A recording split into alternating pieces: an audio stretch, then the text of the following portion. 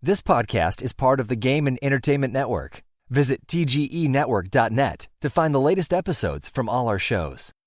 It's time for AggroChat, the official podcast of the Tales of the Agronaut blog and stalwart gaming community, where we talk about stuff and things, and the stuff about the things, and sometimes gaming. I'm Belgast, and let's start the show. Is everybody here? I think everybody's here. Yep. Sound check. Sound check. Is that what this is going to be? Yeah, sure, this will be the sound Ultimately, check. you could just start. I was expecting you to just start, with the intro. I could just edit this off. That would require not. us to edit. You just keep it at the start. I'm not sure about that. You're really funny. Hey folks, it's that time again. Time for another episode of AggroChat. This is episode 124. And tonight, I'm joined by Ashgar. Hello.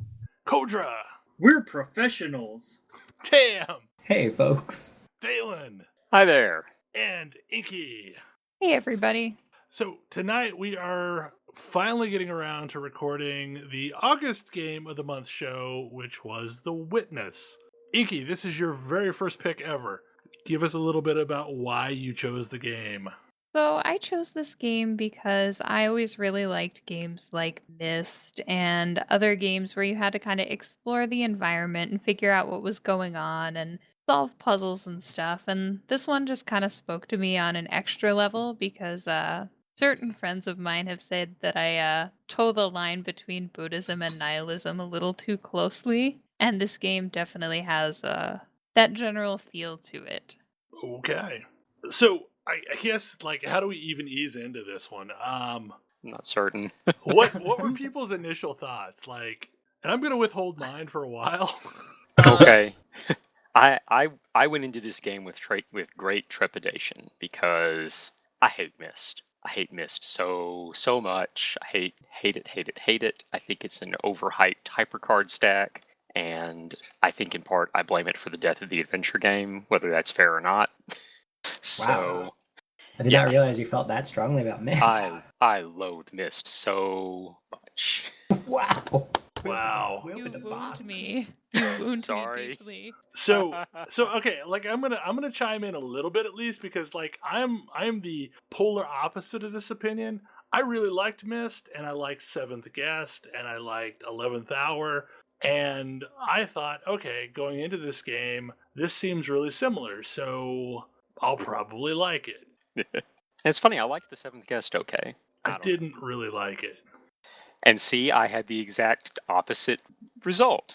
It took me a few hours to really come to terms with the game and get into it. I was somewhat frustrated for the first, hour or two, give or take, edging towards anger at the game at a couple of points because I couldn't figure out what to do in some places and stuff. And then finally I learned enough things and it all started to come together. And from then on, I really enjoyed it. Yeah, okay. So, I like solving puzzles. I just absolutely love being given a puzzle and, trying to work my way through figuring out how to solve a puzzle. And when I was just solving puzzles, that was the best parts of this game for me. And where I got frustrated when I was exploring to try and figure out how to solve a puzzle. And that actually only, I think, was really bad at one spot where it was very non-obvious to me how I was supposed to start solving this puzzle. So the game is laid out where there are a whole bunch of areas that try and ease you into solving certain types of puzzles. It's probably worth noting at this point that, for anyone not familiar with our Game of the Month show, this is a spoiler show. If you haven't played The Witness and want to, maybe pause and come back. Yeah, seriously, because not knowing what the hell is going on at the start is part of the game. Yeah, a lot of the magic of the game is in the discovery. And it's very much an exploration game, and I'm not as much of a pure exploration player. That's not my Bartle type.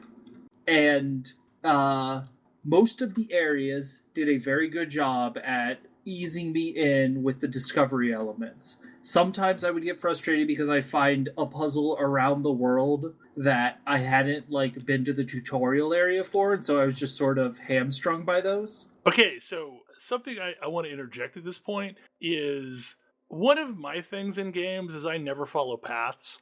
If there is a path, like no matter how clear the path is, I immediately get off of the path as soon as humanly possible. So the black and white door puzzle I got to and solved before I even realized there were like 12 tutorial puzzles leading up to it. Well, the wait, which black and white door? The very Really early. The- You can the encounter very a door first that uses one. the black and white Yeah. dots. Yeah, Okay, like it's literally the first puzzle you can go Yup. to when you're not on the path. and Right. and you can absolutely solve that puzzle. You can absolutely solve that puzzle without doing that. And all of the puzzles are solvable without finding the tutorial areas, but the tutorial areas will let you learn the language of the puzzles. Yeah, some Yeah, of the and that's, rules. Go ahead. Oh, so that's like part of the thing that I really, really loved about this game is it's not just, while I love straightforward puzzle games that explain the rules to me and set a puzzle before me and increase in challenge as you go along, one of the things that I really, really loved about this was that you have to explore the world to learn the language of the puzzles. And with each portion of the world that you explore, you get another piece in how those puzzles work. And then eventually you start getting puzzles that use more than one mechanic, and you have to have explored around. And as the person who's constantly like, oh, I must check every single dark corner for every piece of treasure that might possibly exist in this world, it just totally gelled with me. It gave me a reason to do that. Yeah, I tend to be an explorer type in games that allow it. So yeah, that worked really well for me too. And yeah, I'm less of that, so it was a little disconcerting. And there was one area, and I believe it was the sand area, where you are doing puzzles based on the reflection of light. And for the life of me, I could not figure out how to. I guess I wandered around the first puzzle a bunch of times and never got it to like shine light on it or anything. But I was not getting that I needed to use like the reflection of the sun's light, and so I spent like an hour just getting frustrated by it. Mm-hmm. And I felt like that specific puzzle messaged worse than pretty much any of the other ones. That one I initially found, and I hadn't yet realized that the environment could be a part of puzzles. So I looked at it and couldn't figure out what the hell to do with it at all, and wandered off pretty quickly. And then eventually, came across a different puzzle that I eventually realized after like leaving it and coming back that, oh, the things around can have something to do with the puzzle. In this case, it was that you had to view the puzzle through colored glass. Yeah. And that was a huge light bulb. And then when I went back to the desert, it occurred to me that there was probably something environmental that had to do with it. So I started, looking at the puzzle from different angles and found that. So I yeah. love the environmental puzzles so much. And by that you mean like the puzzles that just are the environment is shaped like a puzzle and you can solve it? Yes. Yeah, that's another interesting thing that happens is so every puzzle has a specific shape for its start, its path, and its end. And so if you see something that looks kind of like a puzzle out in the world, you can probably solve it, even if you have to look at it from a bunch of different angles. Like, for example, so I think the first environmental puzzle I found was where that the Sun Temple, where you solve the light reflection, but there's also just like these discs and these like lines that extend from the discs, and I'm like, that looks like a dot and line, like some of the maze puzzles. And then I clicked on the dot, and I'm like, oh my god, the dot lit up. Oh my god, can I follow this down the line? Oh my god, I can follow this down the line. And it was the most amazing thing. And then I totally went back and explored like everything else, and I started looking up and like looking up through the shadows, like through tree canopy, and you see that the tree canopy makes this dot and line shape, and you can solve that as well. I am going to be honest, like after a while of playing that game, just walking out in the real world, I was kind of like dot line, dot line. Yeah. And once I got past that, actually, the puzzle started clicking together a lot better, and I got into this sort of groove where I was solving through areas, and I was really enjoying it. I never really found that groove. I mean, and I don't know how much I want to go into this, because like I don't want to bash this game, because I think it's a good game. It's just not really a game for me. Like you were talking about the Bartle test earlier. Like if you were going to put me on a Bartle test, I would be the murder hobo, because that's what I like to do. But I don't think that's necessarily true. I think you're like the murder social. always in the past, like I've enjoyed puzzle games from the aspect that the puzzle gives me story.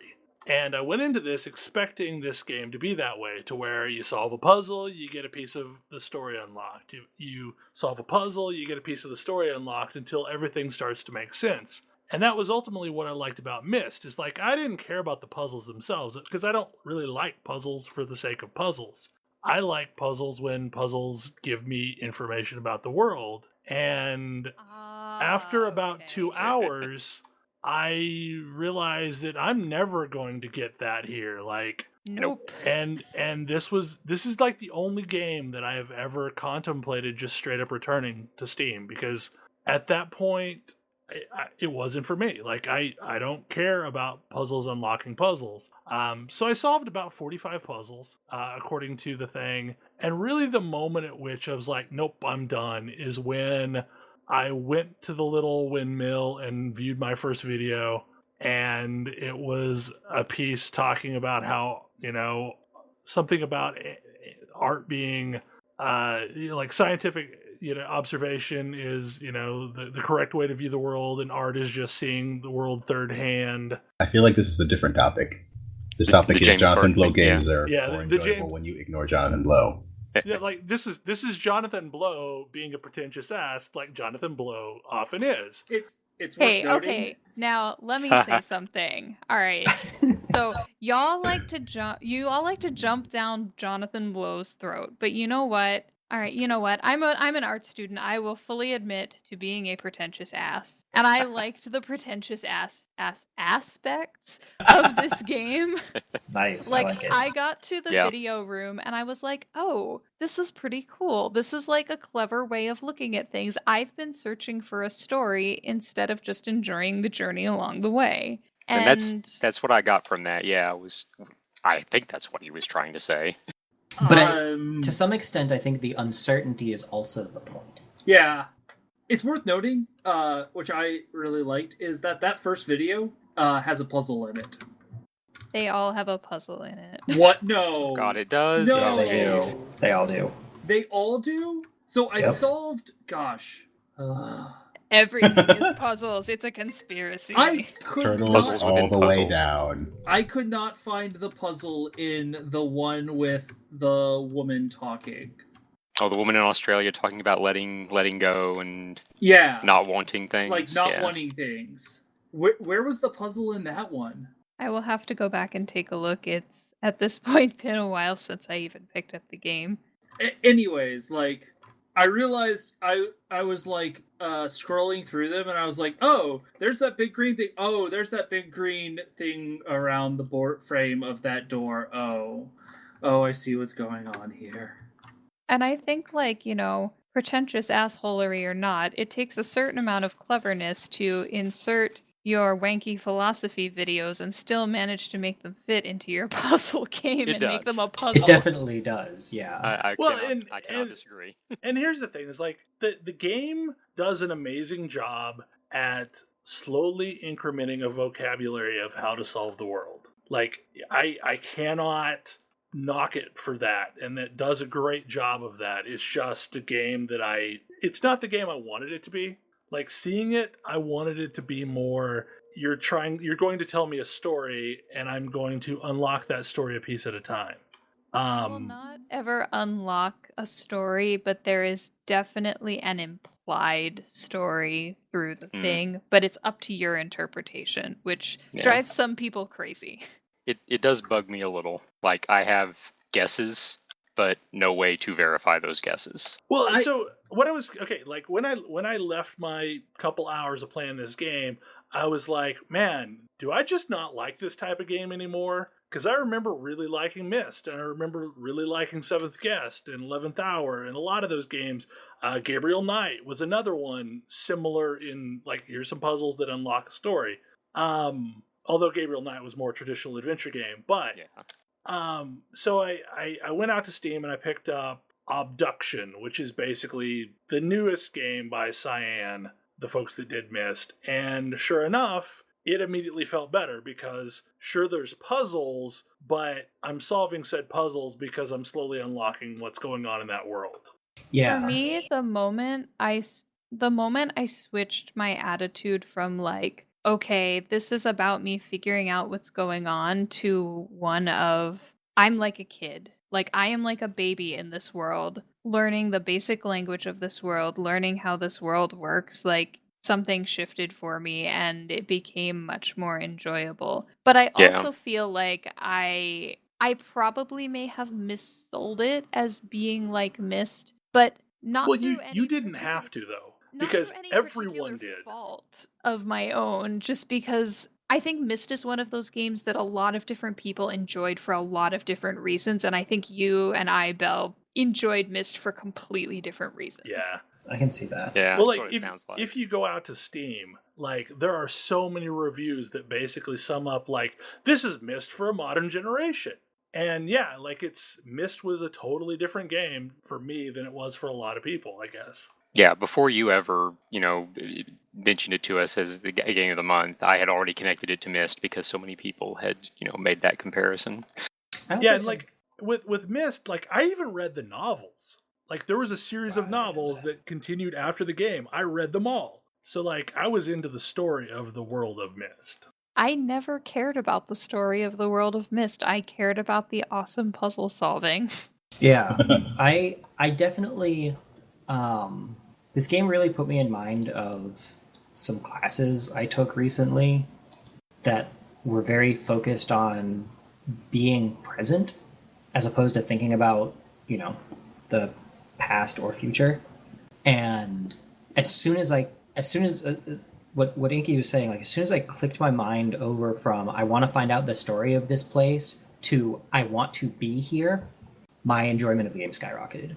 Yeah. Because at that point, I didn't really care, much like a variety of other people. I really didn't care for the videos under the windmill, but they also didn't really matter to me because they weren't the point. The point was I'm going to go around and solve puzzles and learn how these things work and wander this world.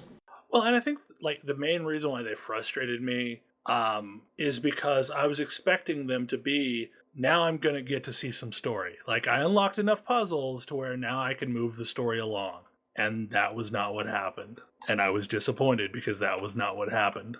I can totally see that being incredibly disappointing. Like, if you went in with the expectation of, like, okay, I've got chapters of puzzles, and each puzzle, like, series that I solve, I'll get a new piece of what's going on. Like, yeah, I could totally understand that would be incredibly disappointing.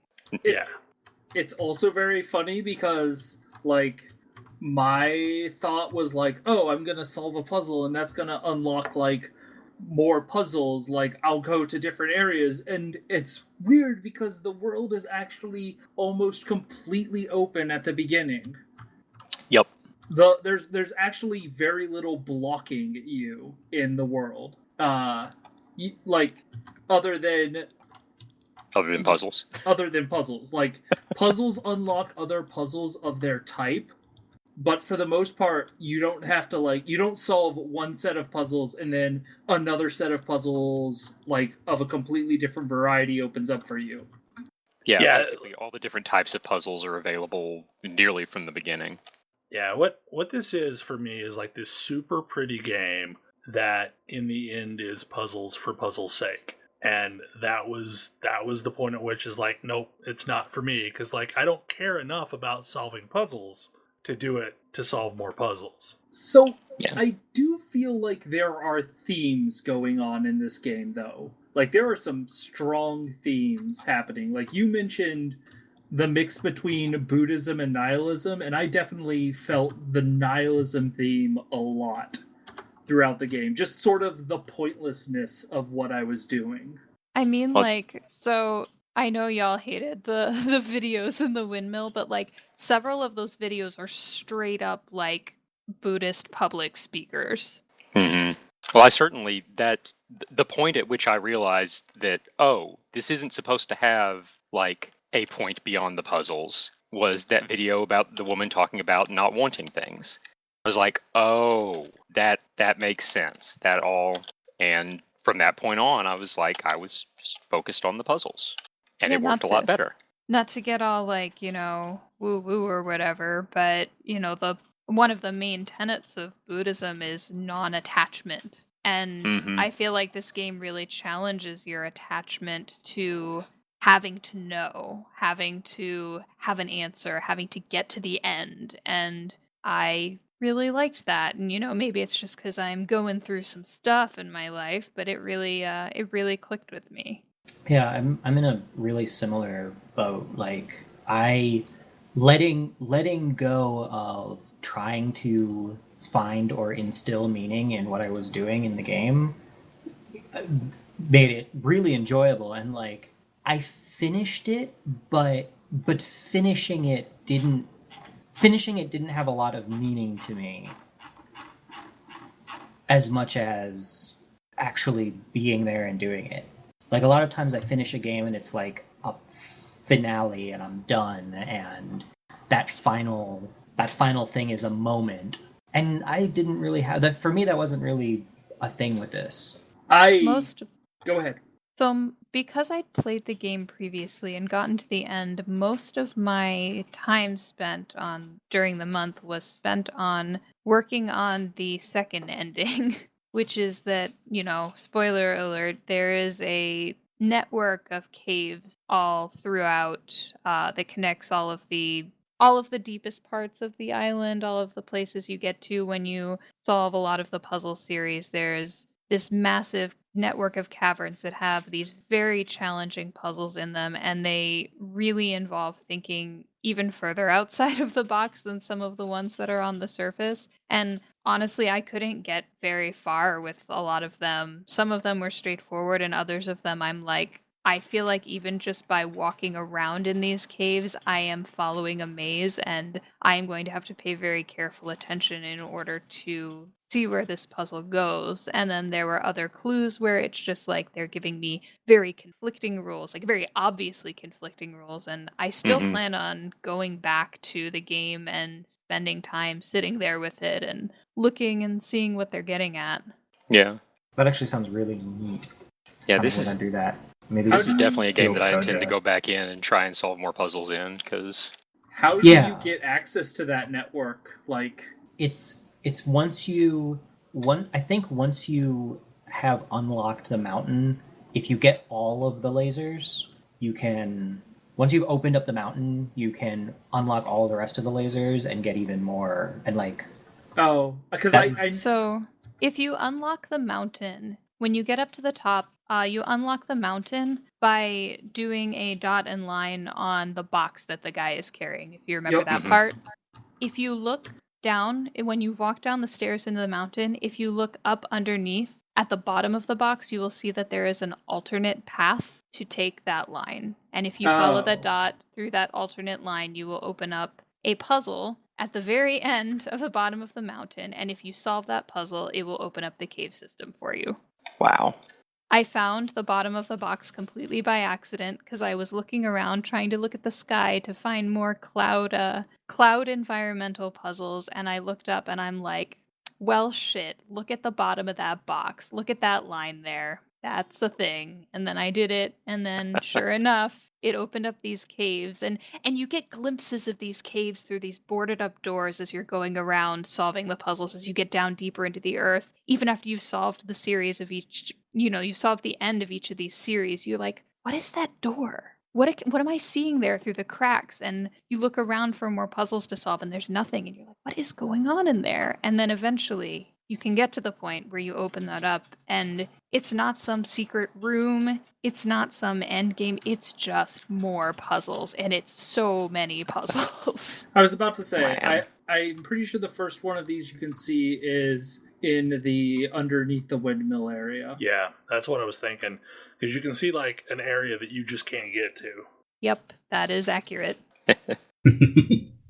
I feel like this is definitely a game that doesn't just reward exploration and looking in places and looking from different angles. It pretty much requires it. So that is actually the other theme that I definitely noticed and I really like, is that perspective, like taking a look at problems from lots of angles. Like, you might not be able to solve this problem because you don't have the right perspective on this. I think that's a really interesting theme, and one that the game is really hammering home throughout the play of the game.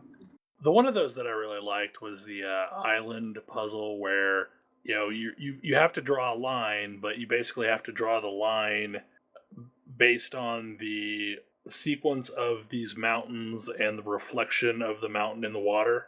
Mm-hmm. If you know what I'm talking about. I don't remember where in the island that one was, but I thought that was cool. I liked the puzzle where there's a big long line all around the side of a shipwreck, and you have to ride your little boat very, very slowly past that and just trace the line as you drift gently past this giant shipwreck. I really loved that one. Mm-hmm. There was another that I feel like there's almost a puzzle on every single ship passage too. Because there's another one where you're drawing like a yellow line down the side of the mountain all the way to the top of the greenhouse observatory. Yep, there's that one too. There's so many environmental puzzles. I still haven't gotten all of the environmental puzzles. I'm missing like just a couple. Yeah, I've only barely scratched the surface on those because I didn't discover one until I was nearly done. I went on a spree and found like 30 in one go because I was like, oh, I see what's happening here. I'm in the zone.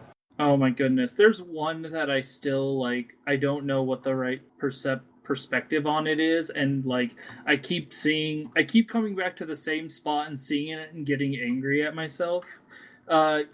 Do you know the puzzle where if you come out of the second maze, the second like glass floor maze, you can come up along the wall and there's like a bench outside, and if you sit at the bench you can kind of see like a bunch of like pieces of metal sticking up from the water? Yeah, like the almost dots, but not quite dots. Oh my goodness. I think I know the one you're talking about, yeah. Does it reflect and make a good puzzle? Oh, I know how that one works. I know how that one works. I kept trying to solve the actual puzzle, and then I was like, oh, I bet it's the reflection. As I was saying it. I really love this game, but like, it's such an asshole. Like, it's such an asshole game sometimes. Like, I'm sitting here going like, oh, I love this game, and I enjoyed the beauty of blah, blah, blah. But there were times when I wanted to, like, smash my keyboard angry German kid style. I'm like, what is going on here? Why can't I figure this out? I have been sitting here listening to this same loop of sounds for 45 minutes. What am I missing? Yes, I got furious at this game on a couple of occasions. There were many times I had to close out the game and go do something else for a few hours or even until the next day and then come back. And most of the time I could figure out the puzzle at that point, but not always. So I have a thing here where I like smart games that make me feel stupid for a while, because then when I finally solve them, I get to feel really, really smart. I think that's a lot of what I like about interactive fiction and adventure games. So yeah. And say what you will about the game, it's definitely a smart game. Yeah. It's also a very pretty game. It's very pretty. Which is good, because you need to look at everything very closely. It's pretty. It's the world is laid out interestingly. It's extremely well crafted. The controls are really good, and that's the big takeaway between playing this game and then going and playing Cyan's latest game, is the controls in that thing were kludgy as hell. What's missing for me is like I was fighting the controls. Like, what's missing for me to enjoy this game is a point, other than puzzles. That's fair. And it's not that, like, I couldn't bring myself to play it. It's just I didn't want to. So I would rather go off and play something else.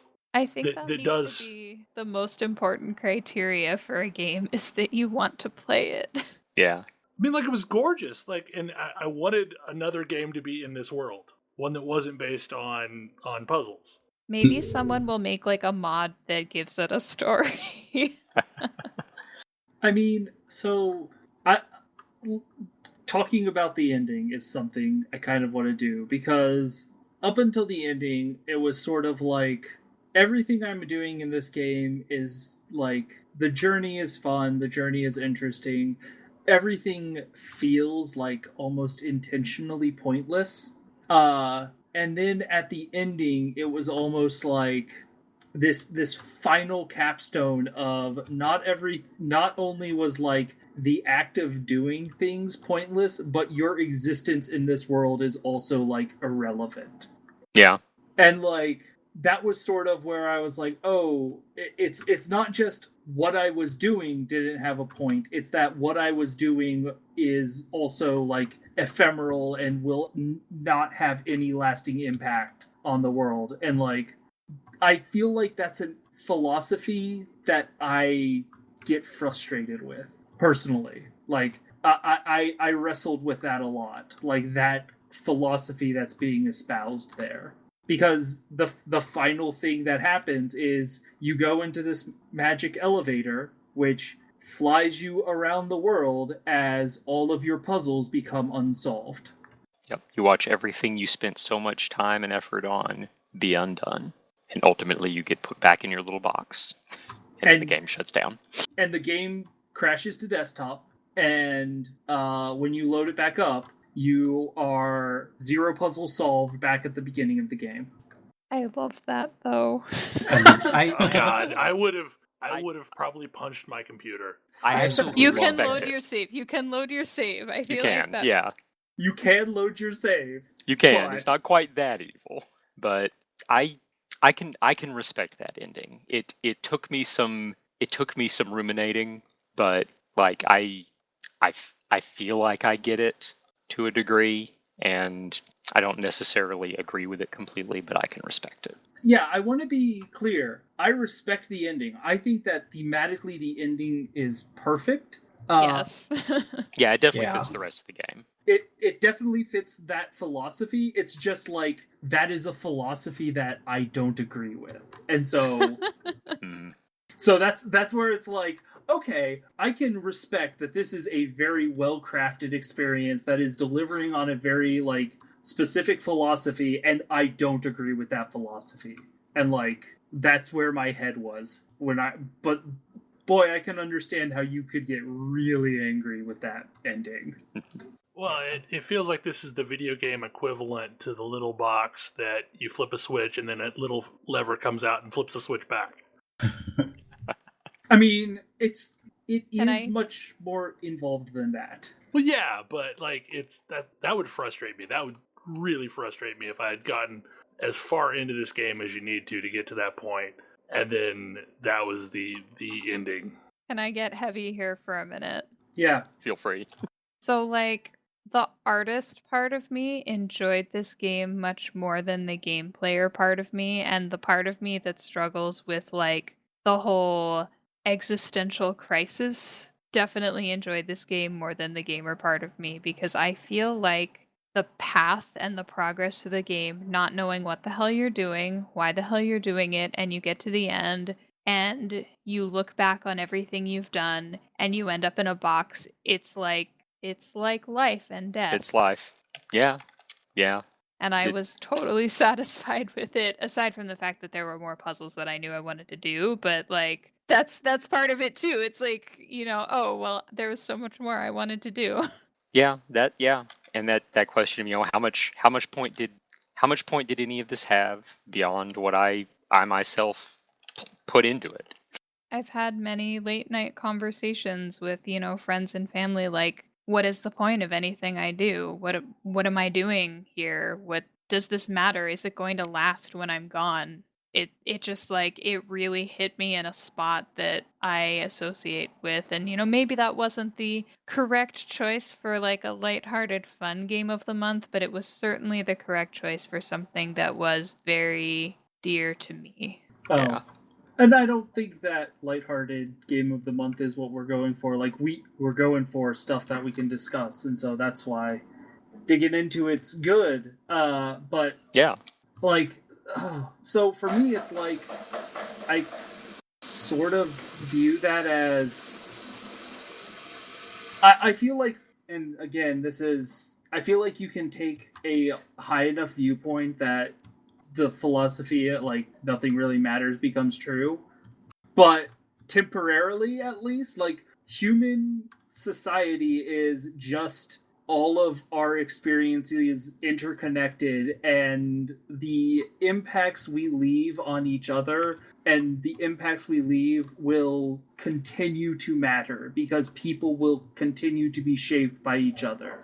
And you see that. I mean, like, you walk around a town square and you see these statues of people in going about various things in their life, and they're frozen in time. And I don't know about the rest of you guys, but I sat and I looked at them and I wondered, like, what happened here? What's going on here?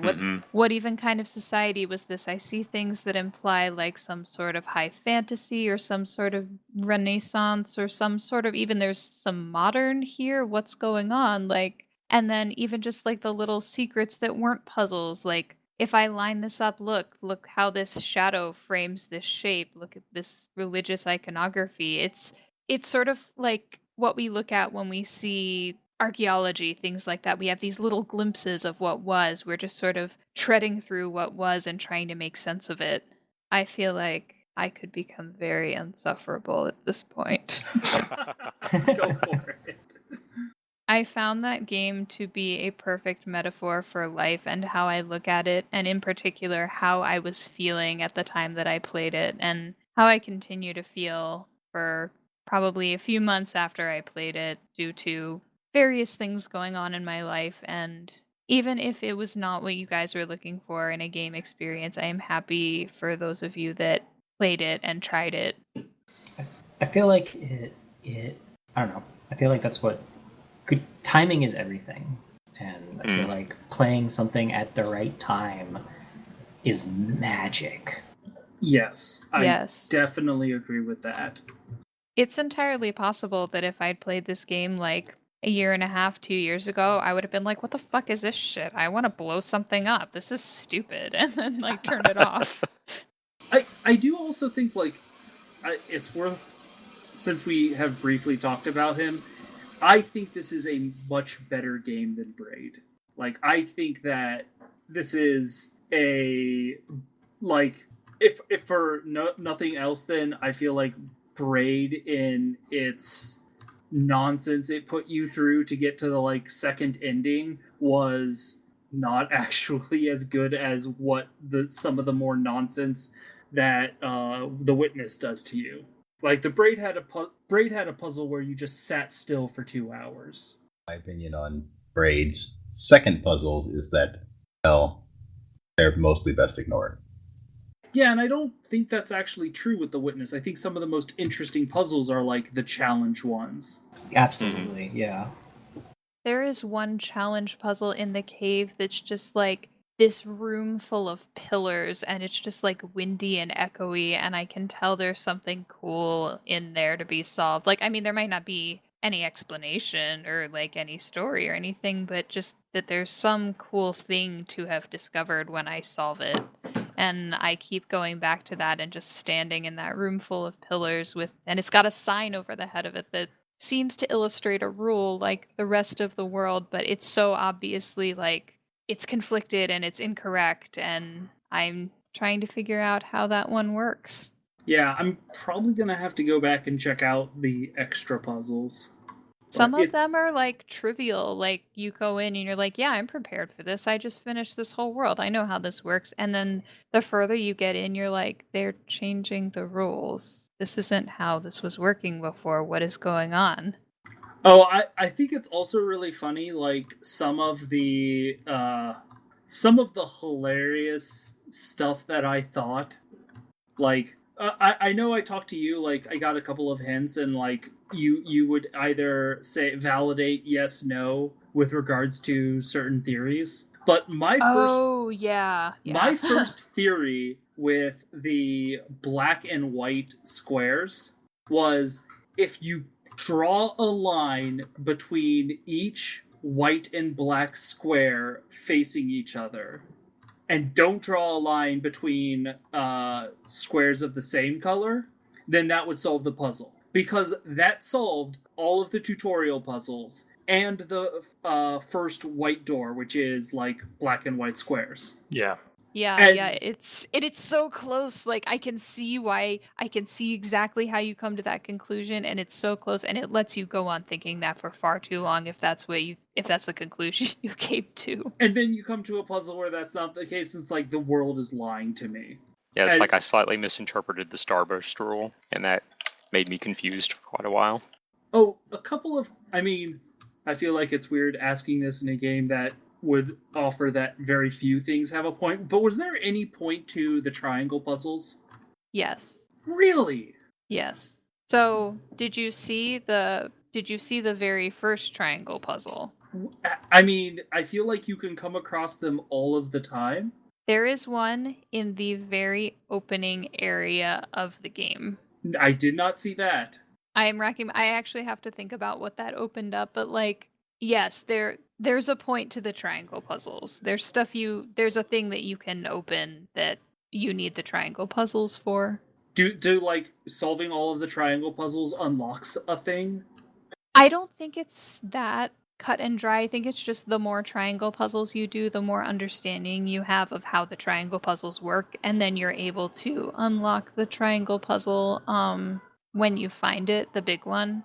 Oh, interesting. Okay, so I feel like I understand how the triangle puzzles worked because, again, the rule was very consistent for me, but it always seemed to be like, however many triangles are in this square, that's how many sides of this square you need to have covered. Am I wrong again? I would need to check. Like I said, at this point, it's been a month since I opened up the game, and then before then I was just hanging out in the challenge room. But I will look for you. Does that sound right to you, Thalen, or... That's how I interpreted the rule. I know that was one of those that I interpreted that rule really wrong for a really long time, and then when I got to the big puzzle, I was like, what is this shit? Like, what is this? I can't do this here. But then I eventually figured out it sounds right, what you said, so I'll have to double check, but yeah. Yeah. They seemed to be puzzles around the world, and I solved them, and then they didn't seem to do anything, and I was like, well, this is interesting. What the heck's going on here? There's a large triangle puzzle pillar in the opening area. Interesting. I should probably go back there and check that out. I cannot honestly remember what it does. I am racking my brains trying to think of what it does, but I know it did something. It might even have been something as stupid as just it opens up another environmental puzzle, like that last one you needed to fill in the pillar, but you couldn't find. Like, it could be something as like trivial as that. The other one is, was there any point to the apple puzzles? Not that I could find. Okay. Yeah, I didn't find one. I mean, you open up a little area that you can look at, and that seemed to be the entire purpose. Okay. I did find a tree hanging out somewhere in the world that really looked like it ought to correspond to those apple puzzles, but I never figured out if it actually did or not. And there might be something in the challenge room that corresponds to it. Oh, that was the other one I could never solve, was I could never solve the final windmill puzzle. Which one? The environmental windmill is moving puzzles. Oh, yeah, it's because you have to You have to like bend stuff around backwards, put it up in like a holding pattern and wait for it to come back around or things like that. It was obtuse. Yeah, no, I got that. It's just like it took a while to get to the third one, and I always like tripped up with my controller movements on the second one, and then I had to restart and was like, I don't want to restart this puzzle. That was an interesting one, I guess, though. I never did find any of the cloud puzzles, and that's probably for the best. Some of the cloud puzzles require you to stand and wait for the clouds to arrange themselves in the correct configuration. So if you hated that part Does of it take Braid, 2 hours? Oh no. it doesn't take 2 hours. I promise it doesn't take 2 hours. It's like 5 minutes. Is the black cloud relevant to all of those puzzles? It's just there to mess you up, I think. Like, in order to get you to... No. Yes, it is relevant. You have to make that white. There's a way to make it white. This is me being speechless right now. There is a way to make that black cloud white, and then you can do an environmental puzzle after you've made that black cloud white. Well, okay. Wow, this game. Wow. I felt really smart after I made that black cloud white. Would you like to know how to make the black cloud white, or would you like to beat your head against the wall? No, I would love to know. So there is one laser that you light up that's adjustable. You can adjust that laser to be shooting into that cloud. Got to be kidding me. Of course. Wow. Wow. Fantastic. It's really not hard, though. The cloud doesn't move around. You don't have to, like, do any fancy shit. You just have to adjust it a couple times until you find the right angle, and then you can walk away, and then it lines up, and you get your environmental puzzle. That's really funny. That laser also really confused me at first because it wasn't pointing the same direction as the first one I got. Yep, that one is the adjustable one, and you can adjust it to light up the cloud, even though I'm pretty sure that would not actually work. Yeah, probably not. But yeah, I could see that one being super confusing if it was the first or second laser you unlocked. It was the second laser. Second one I got. Yeah. Some of the just, like, hoops you have to jump through to get the smallest crap it's funny, but it's also infuriating. And you're like, really? Why did I do that? I just spent half an hour making a cloud white. Yeah, I think that adjustable one was I think maybe the fifth laser I unlocked, and I unlocked it, and I was like, okay, it's going to shoot at the mountain and everything. No, wait, what? No, not that way. God damn it! But luckily, I had already dealt with stuff over in that little village. I actually already had 2. So I realized that was where it was pointed, and I remembered that thing that I didn't know what the hell it was for, and figured that was probably what it was for. And sure enough, it was. Oh, here's my secret shame. The puzzle that I probably solved almost the last was the lattice puzzles. The reason lattice why puzzles were a giant pain in the ass, though. Yeah. So why I didn't solve those lattice puzzles was because I couldn't figure out the bonsai puzzle. Oh, to open and close the shutters? Yeah, so I didn't realize that's how that was working, because I couldn't, like, figure out how to, like, you know, go from one corner to the other with this tree in the way, and I didn't, like, think, oh, hey, I can just draw a line towards me like I should have clearly figured out. I felt real dumb after that. Yeah, there were a few points in this game that I felt real dumb, so... Me too. So the thing that I had the biggest block on, and Jonathan basically had to do, like, this entire section, was the color one. And I will tell you why. It is because I am an artist and I am used to thinking about color in terms of pigment, not light. Oh, yeah. Yes. And so I was like, what is this shit? What is this? Green? Green is not a primary color. What is going on here? Yeah. I did think about that, yeah. I like definitely had the moment where I was like, what is okay. That was also the point when I realized, oh, this game is not terribly accessible, is it? Like, I knew how it worked. I knew how the puzzles worked. I just couldn't get my brain wrapped around the way that light color works. Yeah. I do like how the first video you find is usually that white door, because you can actually probably solve it almost immediately. And like, you go into the windmill with this solution and you put it in, and like the first words the guy says is, "Well, I guess that's one solution." Mm-hmm. I thought that was very good. It was very funny. I enjoyed that. Was. Like, and also sort of a callback to the previous game, because it's right after like a nuclear explosion, which is kind of what Braid is about in a weird way. It's about a lot of things. I have never played Braid because it's a platformer, and I hate platformers. It's okay. I mean, it's sort of a platformer. It's nominally a platformer. It bills itself as a platformer. Do I have to exhibit platforming skills? So Yes. Then Yes. it's A a little bit. platformer. Well, if you fail at your platforming skills, you can immediately rewind time and try again. Huh. Like, it is a game about you have the ability to rewind time, and if you fail at a platforming element, just try it again. Well, if it's by the same guy that made The Witness, I'm sure that's not all there is to it. It's You are definitely correct. not. Incredible understatement. Yeah, there's a lot of things that can only be solved by doing something one way, rewinding time, then that affects what you did previously. Yeah. The whole 2-hour thing involves a cloud that is not affected by you rewinding time, but it moves very, very, very slowly. The cloud is affected by you rewinding time. You standing on the cloud are not affected by rewinding time. So the cloud moves across the sky until you Other can way jump around. onto it. And then you can stand on it, and when you rewind time, you do not go back to your previous position. And so you rewind the cloud to the beginning of the level and then get the secret. Also, you get to do a, pretty extensive errand in that time. Or watch some TV, take a nap, whatever. So Something other than play the game, really. Do you know what the second ending is, Inky? For Braid? For The Witness. Oh, no, I have not gotten to it yet. It's got to be something related to that challenge room.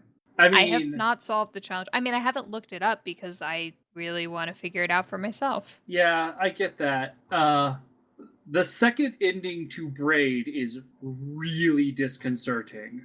I mean, the first ending to Braid is somewhat Let's say, disconcerting. So I think yeah, the first ending to Braid is incredibly clever, and it's a little disconcerting, but it's not as the second ending really unnerved me. Yes. I thought the first ending was good. I thought the second ending was unnerving. Yeah. Given what, the sort of stuff there's the sort of environment in that challenge cave, I feel like if I eventually get to the second ending, it will probably be at least a little bit unnerving. I mean, the whole world of The Witness is unnerving if you know what you're looking at and you're paying attention to the little things. Like, every single one of those statues has, looks of horror on their faces. Oh, yeah. mm-hmm. The whole world has this feeling of, people desperately trying to stop something from happening. Interesting. One of Braid's themes is you can always go back and stop something from happening until you can't. Yeah, just I remember when I got up to the top of the mountain, seeing people struggle with this box, and there are people fighting they're frozen in these statues, but they seem like they're fighting, they're crying, they're giving up, they're trying to deal with the inevitability of whatever situation they're dealing with. That was really off-putting. It was very it made me feel a little bit ill, to be honest. I felt like this intruder coming in and opening up all of these things that they're desperately trying to hide away. I felt like I was unlocking doors that had been locked for a reason. I found myself wondering if these actually were meant to be actual people that were turned to stone somehow, or is this just all manufactured by someone as some sort of, great riddle, hoax, whatever. Yeah, that was kind of my thing, was at that point, I kind of wondered if, I guess I was at the point where I was wondering if any of it mattered. When I was doing it, it was do these people actually matter at all? Is there actually a story here, or is this just, window dressing on this world where all there really are puzzles to solve. Are we all tomatoes? Yeah, I was like, when you were saying that, I was like, well, we look at gravestones, we look at old photographs of people, we have no frame of reference for what the people who came before us went through other than, what's written down in history books and the impressions that they've left behind. Like, seeing that, it's like, yes, those people probably were important in a time that we won't be able to go to and in a way that we won't be able to discover. I mean, if we're going to go like just really cynical about it, like, yes, they are window dressing in a game about puzzles, but given how much thought was put into the philosophy of this game, I wouldn't presume to, I guess, diminish it to that level. There's something that really stood out for me with those statues, and it's something that I really only pick up from having made games myself. The level design in The Witness is not actually super great for the most part. It is effective, but it's making a space more than it's making a level. And so, like, getting from point A to point B is not as well designed as it could be. And again, it mostly doesn't matter from a functional standpoint because the game isn't really about traversal necessarily so much. It's about observation. But what I really noticed is that all of the statues are placed... It's like all of the level design went into the placement of those statues. They're placed where you have to look at them. They're placed, with incredible care. That tower in the middle of the village, when you get to the top and you look down, you see this whole scene of just the statues of the people in the village. You have to delicately step around people throughout the hedge maze section. And I took a look, and there's no approach. There are certain statues throughout the game that there is no way to approach them without seeing them at some point. And which is really hard to do. Man, just talking about this game so much in detail, because it's the first time I've really talked about it in this much detail. Like, I do want to know the story of what happened, and I'll have to be content with not knowing. I can't be, though. That was my thing. Like, I realized early on that I couldn't be content with not knowing the story of this world. And I did enough research. Like, so after the couple hours I played, I went to the Googles to find out, do you ever get story unlocked? And the answer was no. And like, no, I can't do that. I can't spend that amount of time and be satisfied with a non-ending ending. But sometimes things just remain a mystery. And the problem, okay, so yes, things in real life remain a mystery, but that doesn't stop me from constantly trying to figure them out. And there's never an answer to get to. Like, there's never an answer to get to here because, it's a closed world. No amount of time or distance from this is going to glean the answer because it's a closed box environment. Like, it was built for this purpose. And like a mystery in history, like it could at some point some discovery be made that unlocks the meaning of something, and that happens all the time, but that's never going to happen here because that wasn't the point. And I guess to some extent that bugged me enough to where I just checked out. And I guess so the whole Myst example was probably a bad example because Myst can be lots of things to lots of people. But another game that was a puzzle game that won me over with its story was Thomas Was Alone. Ooh. And I was absolutely solving puzzles there, but I didn't really care about the puzzles. I cared about progressing the story of learning about these characters and how they fit together and the struggle that they're having. And that's ultimately what I needed in this game to make it something that was enjoyable for me. That's totally fair. The game that I actually kept going to while I was playing this and reminding myself about was English Country Tune. And English Country Tune is the exact opposite. English Country Tune is just puzzles. All you're going to do is solve puzzles. There is no story, there is no context, there's also no exploration. You're just there to solve puzzles. And that's that was like my favorite puzzle game because of that. Like, it's very much a pure puzzle game. I'm not having to like learn the new language. I'm just having to take this language that they give me up front and try and apply it in new ways. Like, the iterative process of puzzle solving is my favorite part of it. About the reflection area, the sand area, once I had solved that, I loved it. I loved looking for all of the ways to bounce light so that I could solve all of the other puzzles. So, Ash, I know you've been pretty quiet. How far did you get in this? I think I got 3 or 4 lasers done, but I decided after that point I had had enough of playing The Witness. I did not enjoy this game. I didn't really dislike it either. It just completely failed to be interesting to me for much the same reason as Bell, although I articulated it better than I was able to. I had enough of just puzzles. Yeah, it's kind of like how I feel about Diablo a lot of the time. Like I get sort of tired of just punching monsters over and over again. And that's a good example because like that is a feedback loop that I really enjoy. Like I can keep that for hour and hour and season after season and still find it interesting. But you check out quickly because it's all the same to you. Yep. And the thing is like I've come across super harsh about this game, but I don't really mean to. It's just I quickly found out it's not my game. But by that same token, it's a really pretty game. The world is put together in an interesting way. The puzzles are extremely clever, and I like the way that each puzzle teaches you something about the world to keep you moving forward. So if that is your kind of game, then you should absolutely check this out. And even if not, you should pick it up on sale and give it a shot to see if it does anything for you. Yeah. It just didn't for me. And like that's not to say like we represent a whole bunch of different play styles on this podcast. And you know, this is a perfect example. Like some people it did a great job with, others not so much. Others kind of in the middle.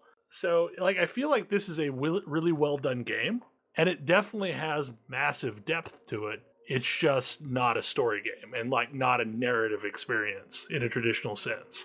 Yeah, I mean, I think we've definitely played games on this podcast that we just universally like would not recommend for people to play.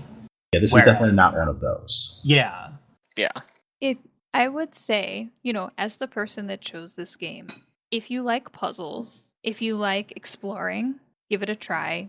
But more importantly, if you are the sort of person that sometimes feels like they struggle with finding meaning in things, you might gain some perspective on mindfulness and on letting go and things like that. And I think that that is also valuable in a way that's far outside of just playing a game. And that's a big part of what I got from it. So I recommend for these reasons. Yeah, and I can totally see that too, because like beginner's guide hit me in similar ways that it sounds like this game hit you. Ooh, that game. Yeah, exactly. Like I'm just saying, like that has a similar speaking to nature, but you have to be in the right mental place when you play it for it to really affect you, I think. Yeah. And if you're not sure, it's worth a shot. Yeah. Yep. Tam and I had an interesting conversation with Paragon about this in the beginner's guide, which, I mean, they are both the sophomore efforts of, like, auteur game designers who had a really successful first indie release. And I think they are interesting games to compare to each other. Yeah.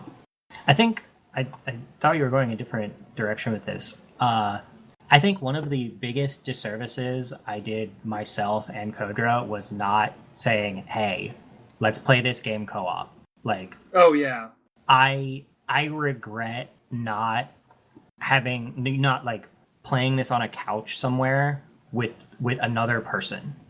Play this with a friend or more. Yeah. Because it's a very lonely experience, and It's intensely lonely. Yeah.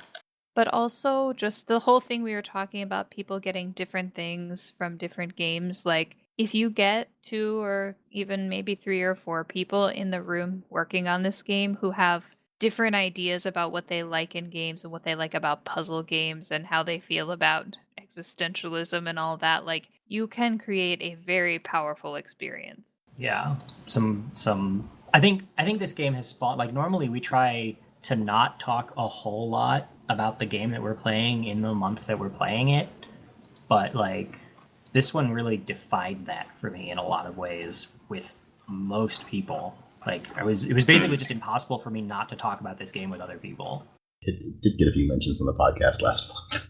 I mean, I really definitely wanted to talk about it, and I'll probably talk about it more in future podcasts because I'll find something new and interesting at some point. For the artistry of the game, I really enjoyed it. I did have a weird thing where I realized that I was at one point sort of treating it like a like Zelda puzzle game where I was trying to unlock the item that would allow me to solve, like, go to the next area, only the item was knowledge. I love that. Yeah. Well, it seems like we're winding down a bit. Do we want to wrap things up? Any final thoughts? If anyone wants to, like, message at me about things about the challenge room, you can feel. I may actually do that. I would say I did not play this game without ever looking anything up. Try to do it as much as you can. If at all possible, find a friend who's good at giving hints, though, who's played the game. Or message me and I will try and give you a somewhat cryptic hint that will allow you to still solve the puzzle. Yeah, like, the more you look up online, like, the more the experience is kind of dulled. I wouldn't say ruined, but dulled. Like, play with a friend, look for hints if you need them, but don't just, like, look up things that you're stuck on, because you are denying yourself a good part of the experience. Yeah. In a lot of ways, the point is kind of like the mental exercise you get from solving it yourself. And I kind of liken it to, like, being in a foreign country where you don't understand the culture and you don't understand the language that's going on. And as you pick up more and more, you get that, like, feeling of, okay, hey, I'm starting to get it. I'm starting to understand. And I feel like the more you look up about the game, the less it has that sort of immersive feel. Mm-hmm. Yeah. Probably the weirdest experience I had with this game was sort of on that note, where I wandered off the beaten path because I was frustrated with a puzzle that I couldn't figure out, and hit some other seemingly random puzzle that was doing this different thing. I wandered off the path because I was frustrated at the hedge maze, one of the glass puzzles, and wound up on this boat. I found this puzzle on a red door, and I spent probably like 2 hours figuring it out and thinking like, wow, this is really escalated in difficulty quickly. And solved it and felt like there was another solution that I'd missed. Or like, when I solved it, I kind of solved it with a leap of logic that I wasn't sure was entirely... I wasn't sure if I had just lucked into it or if I had actually gotten it right. And so I looked up that puzzle to see, oh, hey, was I thinking right? Like, I want to know, like, it worked, but I wasn't sure. And found out that apparently the internet finds that the most difficult puzzle in the game. It's one of the most obtuse puzzles in the game. Yeah. And it was really, and I feel like if I had looked that up, if I had just been like, I don't know what's going on here, and looked it up, like, it wouldn't have been as satisfying as being like, oh, okay, I get what's going on here. And then it was the way, Inky, you mentioned earlier about, like, solving this thing that's smart and makes you feel dumb, makes you feel really smart when you do solve it. I was like, oh, wow, I feel really great that, like, the internet thought this is the most obtuse, most difficult puzzle in the game, and, like, I managed to solve it. I feel pretty hilarious because that is the one puzzle that I had to look up. And it was because I understood the puzzle and I understood what I was supposed to be doing, but I couldn't hear the sounds. Yeah. That is the only puzzle in the game that made me angry, and that was because I felt like I could not hear the sounds properly enough to translate those into the pattern I needed to put on the thingy. Yeah. Screw that red door puzzle series. Also, and when you open it, guess what you get? You get another video for the video room. Yep. What? I did not do that. What was that video about? I don't remember. That wasn't the one with the candle maze, was it? The guy walking with a candle? Yeah. Nope, wasn't that, because I got that. That was my favorite video. I loved that video. That was such a good video. That was, like, actually my favorite video, because that's how I felt about that game a lot. For Bell and Ash, there's a video, which is a guy who is touching a wall, lights a candle while touching the wall, and then slowly starts walking down this corridor. Outside in the wind. Yeah, trying to protect it from the wind and keep it lit. And then, like, it goes out, and he walks back, and does it again. And then it goes out, and he does it again. And he almost gets to the end, and, like, drops the candle off, and then appears to die. Yeah, he's, like, dying during the whole process of when he's doing this. It's a scene from some movie that I... It is. I wish I could remember which one it is. Because I know what that's from, but I don't know because my brain doesn't remember everything. Anyways, that's how I felt about that game a lot. Slowly dying with a candle in a maze. Yup. That's reasonable. If I didn't just call these things, the such and such game show, that would be the title. Slowly dying with a candle in a maze. Do it. I don't know if there's, like, enough room on our little cue card thing to put all that in it. Just call it, like, Death Candle Maze. It sounds like a metal band. It super does. That would be an amazing metal band. I can see the CD cover now. I'm trying to remember. So I got the woman talking about, like, giving, like, not wanting stuff anymore. Like, I got the guy talking about, like, how science is a superior way to look at the world over art. Yeah, that was the first one, or in theory, the first one. Did you get the guy talking about how everything is not reality and the only real reality we have is our awareness? No. I think that was that one. No, that... Interesting. Yeah. That was, like, straight up Buddhism right there. Yeah. Mm-hmm. It was, yeah. I definitely felt like this game was worth the time that I put into it. It's a game that I never would have played on my own, and I'm glad that I played it, so. Yay. Yup. This is a game that if I had played it without having an opportunity to talk about it, I would have been very frustrated. Oh god, yes. It's definitely a good conversational game. Yeah. Okay, can you imagine playing a game like this during the pre-internet era? That would have, like, it would have been just frustrating beyond belief. I did. Well, I mean, like, I played Myst during the pre-internet era, but... I tried to play Myst during the pre-internet era. I played a couple of pretty strange and often obtuse interactive fiction games in the pre-internet era. I can remember this one that I don't remember the name of, but it was like some German game that was translated into English, and it was some kind of Monster Hunter-y theme, and for weeks we were trying to figure out how to get, like, past the first room. And there were, like, 8 or 9 of us huddled around in a computer lab trying to figure out what we needed to do, because, like, everything ended up in our death. And then when we finally did, it was awesome because we could progress forward. And so I could see how this type of game would be much more enjoyable in a party setting. If a point and click adventure game happened, I played it in the pre-internet era. With a couple of high-profile exceptions. Did you ever play The Dig? I love The Dig. I love Yes. The Dig. The Dig is fantastic. amazing. I was much more of a Sierra player than a LucasArts player, but LucasArts had some really excellent... I loved Dig, Loom. Full Throttle. Mm-hmm. Loom was awesome. Loom. My- I love Loom. I wish the remaining 2 games had actually happened that he had concepts for. I never liked Maniac Mansion Really? because I I don't love like that. Scooby-Doo. Okay. Who doesn't like Scooby-Doo? Me.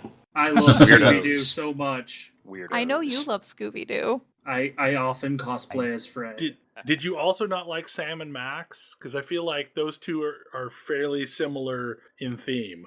I liked Sam and Max, but Sam and Max wasn't like goofy horror. Oh, I we're like talking goofy the original horror. Maniac Mansion, right? Not Day of the Tentacle.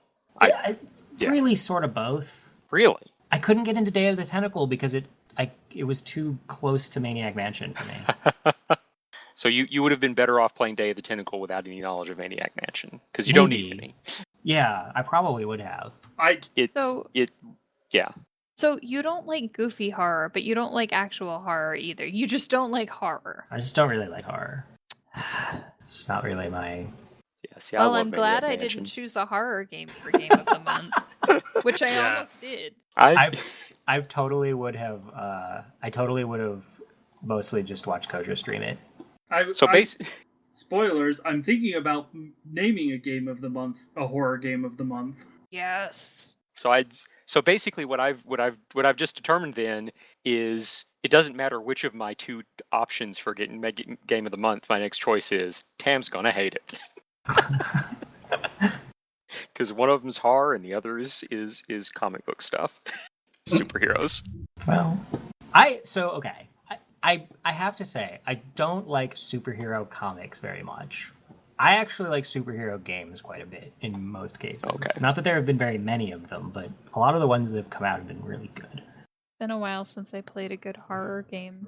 I mean, not like there haven't been good ones. It's just been a while since I played a horror game. Amnesia is the game that I always want to sit down and play, but I just never have gotten around to doing it. Oh yeah, you gotta play Amnesia. I have probably told this story a bunch of times on the podcast, but that is the game that, like, I, for health reasons, stopped playing after 15 minutes. You should just watch me Got stream it. Or come to my house and watch me play it. Like, I sat down, I had no idea, like, I knew that it was a horror game, I knew there was a monster, but I had not seen any hints of a monster. There was just a castle, and the noises that existed in the castle, and the lighting that existed in the castle, and and the knowledge that I was playing a horror game, and that was enough to get my heart rate up to like 140, 150. You should play. Oh, well, no. You shouldn't play, but there was this game. I can't remember what it was called, but you're like a 2-year-old, and your house is like being haunted by stuff, and you can't find your parents, and you're just like crawling around outside your crib. Among the Sleep, I think that's what it was called. I played that game in VR. It sounds immensely disturbing. I want to very play that disturbing. game in VR. I got a Vive. I need to play some horror games in VR. So, okay, I have to amend my previous comment. There are horror games that I like because I loved Dead Space. So you like the aliens genre of horror? Or is it that you like horror games where you have the ability to fight back? I'm not sure that you can call what you do in Dead Space fighting back. I don't know. I like horror where you're in space. Because I also like System Shock, which I'm not sure is entirely horror, but is sort of in the same vein. Tam, have you ever watched Event Horizon? Maybe. I feel like you'd remember. Yeah. No, like, if you have not watched it, you should watch it, because that might be the horror film for you. Maybe. A spaceship goes through a black hole, and yeah. Weird shit happens. But anyway, Ash, there is a game we all should be playing, since this is recording a lot later than normal. Yes, What it is. What remind us the game that we should be playing? The game you should be playing is Tales of Mageo, or Tales of Mageo, or however you like to pronounce that. Tales Team of Middle Earth. Agile. Tales of Middle Earth is probably the correct way to pronounce that, as mentioned when I picked it the first time. It's a roguelike. It's one of the very, very old roguelikes. It is just barely not older than me. It has a relatively modern interface. It's on Steam. It lets you play it as not a roguelike if you really, really want to. I feel like I need to go back and actually play it as a roguelike. It's worth noting that whenever I pick a game of the month, we decided it's time to get back into MMOs that we left. So I don't know how much of you has been playing it. Yeah. But we will. I finally found I have not been able to boot it up. Like I downloaded and installed it, and Steam would just crash it every time I tried to load it. And I finally figured out a solution for it, so I can actually play it. But yes, we do have that occasional like, oh hey, let's play MMOs randomly again, which is happening a lot right now. Yeah, I'm going to get a lot of plays into it this week. I've been having fun with it. Because an individual playthrough doesn't take terribly long, right? It actually may take a while. Oh, It okay. can. Depends on how successful you are. Yes, I mean, it is a this roguelike. How good are you? The default difficulty assumes that you have multiple lives. Yeah, I was And about to say, depending on like, how much you level, depends on how many you get, so your game still might be kind of short. But yeah, my current save, I've already died, but I came back to life, and so I'm not sure if I'm on like the roguelike difficulty setting or not. I think the default is called Adventure or something. Yeah. Mm-hmm. Yeah, there's exploration, adventure, and actual roguelike. Exploration is you have infinite lives. And Adventure is the default, which gives you limited lives, but you get more as you level. And roguelike is what you expect from roguelike. Exactly. Don't die. Worth noting, my very first character took a death to the wandering adventurers just roaming around. So now that I know what those do, I can avoid dying that way again. This is the one where I can play a time mage, right? Yes. I'm It's pretty worth sure noting that option is definitely locked from the start. Aw. Why do they always lock the stuff I want to play right from the start? Because This game is complicated. Oh. It starts with the ability to play several versions of Warrior, several versions of Thief, including Tam's version of Thief, but not Belle's. There's a very in-your-face Thief that you do not start with. But you also get the Mage Thief you do start with. Yeah, one of the warriors is probably the best choice for your first character. Is it Berserker? Either I started with Bulwark, and Berserker or Bulwarker make pretty good choices for this is how the game works. And once you get that, Alchemist is kind of cool. And Summoner you're likely to unlock before you even really know what's going on, simply because it has really easy unlock conditions. But yeah, we will talk about that next week or the week after. One of those? One of those. Yeah, one of those. At the end of this month. Or maybe the start of the Officially, next that would one. be next week, but because the first Let's do October 1st. I'm okay with that. Anyway, so yeah, hopefully everyone enjoyed the discussion of The Witness. Inky, thank you for choosing this game. Yes, thank you. Yep. And congrats on getting your first game show under your belt. It was tough, but I did it. Yeah. Anyway, hopefully you guys will join us next week, and good night. Good night. Good night. Good night. Good night.